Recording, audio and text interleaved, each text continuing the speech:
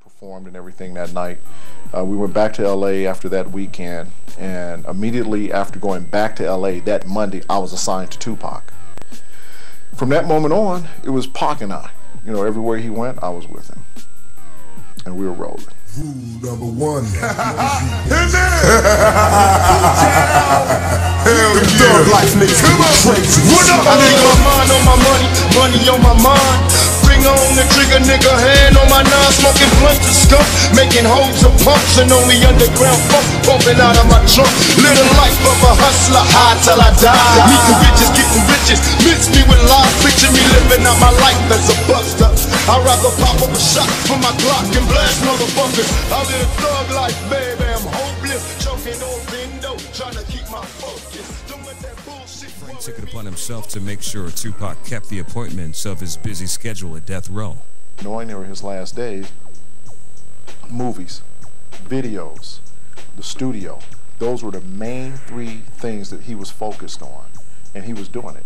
We'd just be running around at 50 to 80 miles an hour, literally me driving behind him, following him to his appointments throughout that day. But we would always end up back in the studio, no matter what, because he was laying vocals and he was doing tracks. He was a lyrical, writing, miracle musician. We would stop at a store. He would see a store. He would tell me pull over, or tell the limo driver to pull over. He would run in, grab a pad, come out with a thing of big pens, and he would start writing. By time we would go, as an example one day, from the Los Angeles courthouse back to his penthouse on Wilshire, he had a 2-3 pages written lyrics. And that night we would go to the studio and he would be laying the vocals to tracks. I went from jail to barely on probation. They gotta play a face in 3 strikes, and we might just blast. God bless the jail. He wrote quickly and he wrote brilliantly. And he's like a poet, a pavement poet, so to speak, reflecting on the conditions of black people, especially poor black people, especially poor black males.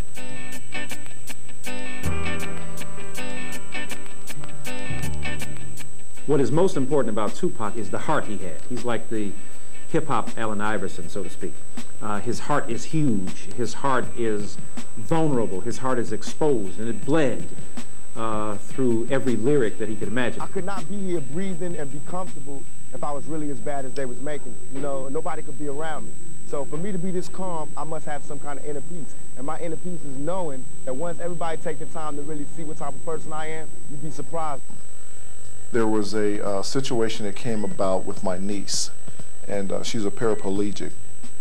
And my sister had touched bases with the Make-A-Wish Foundation people, and they had it set up that my niece and there was another little kid was going to meet Janet Jackson.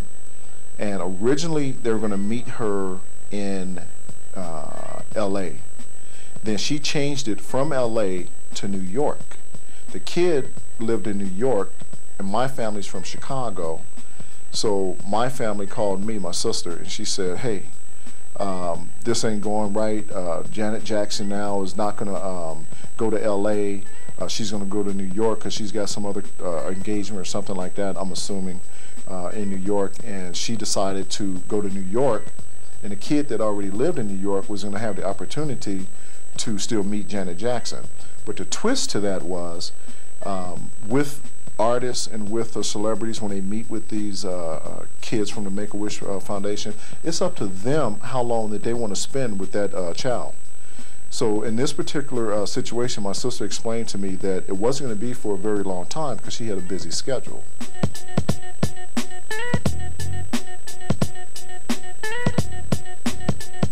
So the plan was, when they came from Chicago to California, was that she was going to spend a day with Tupac either at his home or in the studio or on a movie set.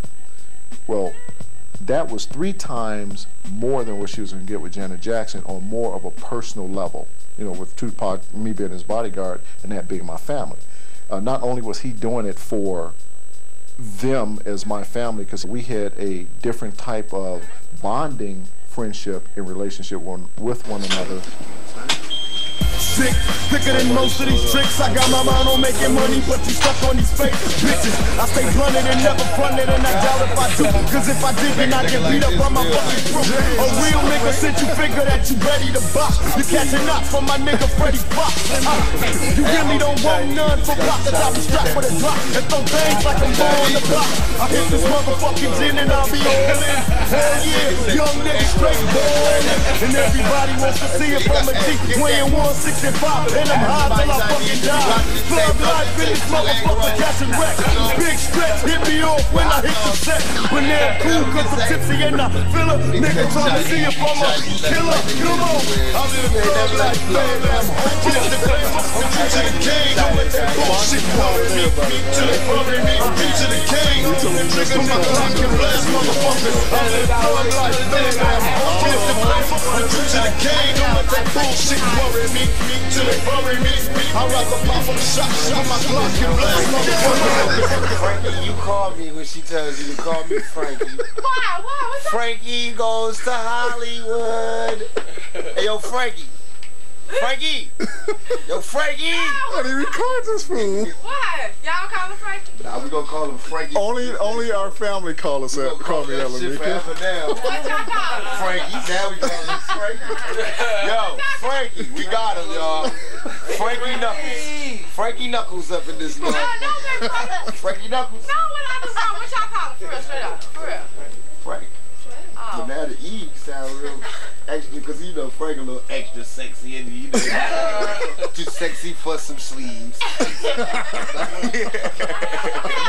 Too sexy for some long pants. Got your level. Too sexy for some sleeves.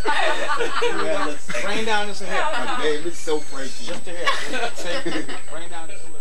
My family came out June 10th of 1996.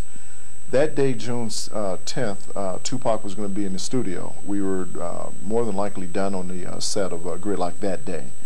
I called up the family and said, okay, this is where we're going to be. This is how you get there. They came out.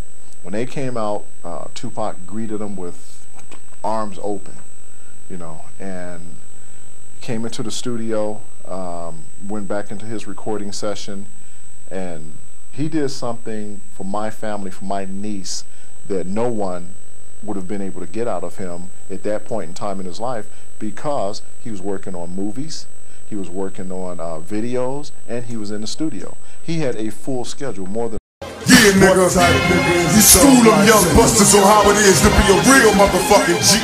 It's all about making money, getting yours, and knocking coppers off the motherfucking planet. Word to the motherfucking nine, nigga. We gon' make this motherfucker ours. If they don't feel me, they gon' kill me. Get scandalous, nigga. I'm in a thug life, baby. I'm hopeless to fame. I'm due to the game. Don't let that bullshit worry me.